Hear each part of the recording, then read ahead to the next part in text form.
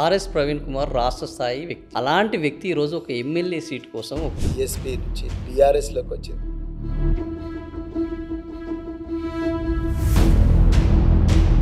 RS Praveen Kumar నమ్మిన సిద్ధాంతంతో కొనసాగుతున్నారా? ఆనాడు బీఎస్పీ అయినా బీఆర్ఎస్ అయినా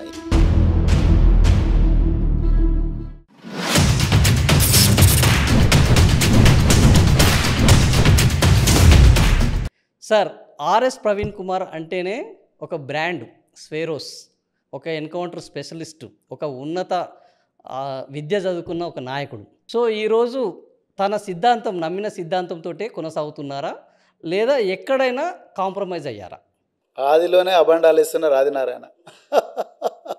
నేను ఎన్కౌంటర్ స్పెషలిస్ట్ని కాదు, నేను గురుకులాల స్పెషలిస్టు కాదు, నేను కేవలం ప్రవీణ్ కుమార్నే. ఉద్యోగాన్ని ఉద్యమంగా చేసిన వ్యక్తిని. ఉద్యోగం కన్నా ఇంకా బాగా చేయొచ్చేమని ఉద్యోగాన్ని వదిలేసి రాజకీయాల్లోకి వచ్చిన నేనైతే ఎంజాయ్ చేస్తాను. ఇప్పుడు మీరు ఎంజాయ్ చేస్తున్నారు, కానీ మీరు ఒక ఉద్యమాన్ని నిర్మించారు, స్వేరోస్. ఇంతవరకు ఈ దేశంలో ఎవ్వరూ ఒక అధికారి చేయని ఒక ఉద్యమాన్ని నిర్మించారు. అవును, కానీ ఆ ఉద్యమ నిర్మాణాన్ని కొనసాగించలేకపోయారు. ఆ ఉద్యమ ఆశయాలను పనంగా పెట్టారు అన్న బాధ ఈరోజు చాలామంది స్వేరోస్ వ్యక్తం చేస్తున్నారు. మీకు అట్లాంటి ఎందుకంటే ఆర్ఎస్ ప్రవీణ్ కుమార్ అనేట ఆయన మాకు ఒక ఆశా దీపం అని అనేక మంది అనుకున్నారు.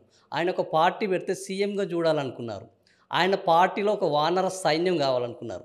కానీ ఈ సైన్యాన్ని వదిలేసి, ఆశయాన్ని వదిలేసి ఒక బీఎస్పీ పార్టీలో చేరి ఈరోజు మమ్మల్ని అనాథలుగా మార్చారన్న వాళ్ళకి బాధ ఉన్నది. ఈ బాధకు మీరు ఏమైనా రిగ్రెట్ అవుతున్నారా?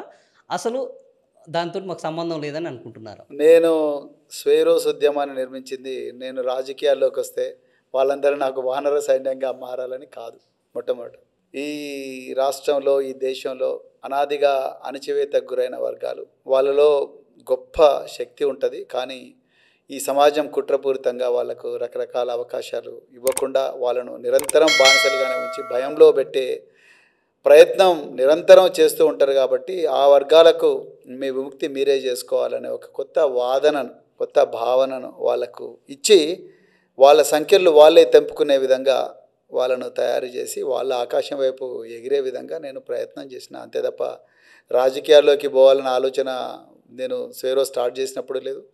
స్వేరోస్ ఈరోజు రాజకీయాల్లోకి వచ్చిన తర్వాత ఈ స్వేరోస్ అయ్యో నా కోసం చేయకపోయారు కదా అన్న బాధ కూడా లేదు. చేస్తే మంచిది, చేయకపోయినా పర్వాలేదు. వాళ్ళు ఎక్కడున్నా కూడా నిరంతరం ఆకాశం ఎద్దుగా బతకాలి. ఎప్పుడు కూడా అణచివేతకు గురి కావద్దు, ఆత్మన్యూనత భావంతో బతకొద్దనే ఆశయంతోనే నేనున్నా. నేను ఎవరిని అనాథలుగా చేయలేదు, ఎవరిని వాడుకోలేదు, ఎవరిని రోడ్డున పడేయలేదు.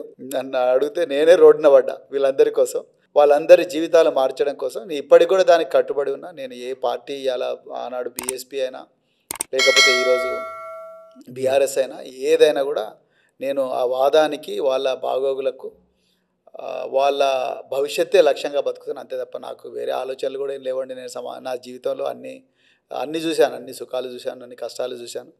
ఈ వయసులో నేను ఎవరినో ఇబ్బంది పెట్టి వాళ్ళను నా స్వప్రయోజనాల కోసం, వాళ్ళను నా స్వార్థం కోసం వాళ్ళను జెండాలు మోసే కార్మికులుగా వాడుకొని వాళ్ళను కరివేపాకులాగా తీసేసే మనస్తత్వం నాది కాదు. అలా అంటూనైతే నేను పోలీసు ఉద్యోగాన్ని వదిలి సోషల్ వెల్ఫేర్కి రాను. సోషల్ వెల్ఫేర్లో 9 సంవత్సరాలు పనిచేసి దాని తర్వాత ఇంకా 7 సంవత్సరాల సర్వీస్ మిగిలిన రాజకీయాల్లోకి రాను. రాజకీయాల్లోకి వచ్చిన తర్వాత కూడా అధికారంలో ఉండే బీఆర్ఎస్కు పోకుండా, ప్రతిపక్షం కాదు కదా అసలు తెలంగాణలో 90% మంది ప్రజలకు తెలియని బీఎస్పీలోకి పోను. ఒక డిఫరెంట్ పొలిటీషియన్, డిఫరెంట్ పర్సన్. నేను ఒక భావజాలం కోసం బతికాను, ఒక భావజాలాన్ని తయారు చేయాలనుకున్నాను. ఆ భావజాలం దేశంలో ఉండే 90%, 95% వర్గాలు ఏవైతే వాళ్ళని ఒక గొప్ప ఆత్మవిశ్వాసంతో ముందరికి నడిపించాలనుకున్నాను. సరే, ఈ ప్రస్థానంలో కొన్ని ఒడిదొడుకులు కామనని ఇప్పుడు తెలుస్తుంది. సో అంత మాత్రం నేను భయపడి వెనక్కిపోయేటోని కాదు. నా లక్ష్యాన్ని చేరుకుంటాననే నమ్మకం చాలా గొప్పగా ఉంది. ఎందుకంటే నేను స్వేరోను.